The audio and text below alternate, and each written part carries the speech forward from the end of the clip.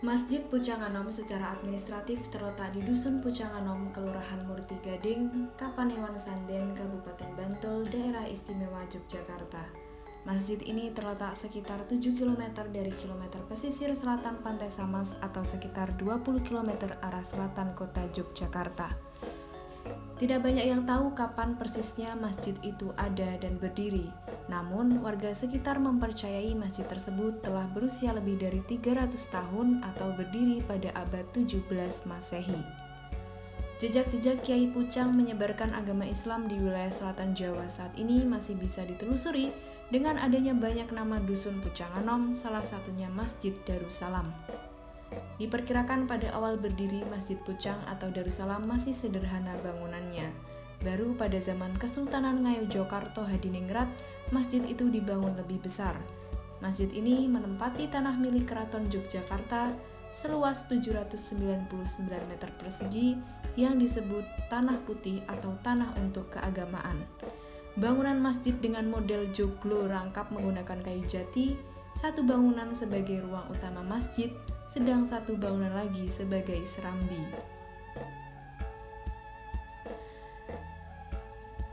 Masjid Pucang yang kemudian dinamakan Masjid Darussalam ini telah mengalami perbaikan atau perkembangan fisik.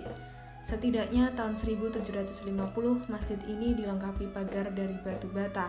Perbaikan itu dilakukan oleh salah satu keturunan Nyai Pucang Sari yang bernama Kertadurga. Peletakan batu pertama untuk pemugaran Masjid Darussalam Pucang yang pembangunannya selesai tahun 1993 dilakukan oleh Gusti Bendoro Pangeran Hadipati Haji Joyokusumo pada tanggal 21 Juli 1992, sementara peresmiannya dilakukan oleh Sultan Hamengkubuwono X pada 22 Februari 1993. Pemugaran itu memperbaiki dan memperluas bangunan masjid. Dalam perjalanan waktu, masjid ini terus mendapatkan perawatan dan perbaikan di sana-sini hingga saat ini.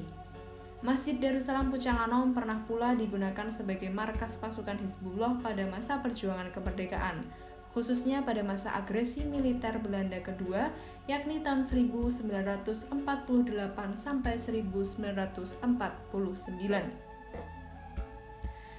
Lokasi ini dapat ditempuh melalui perempatan Palbapang Bantul ke arah barat atau arah Kulon Progo.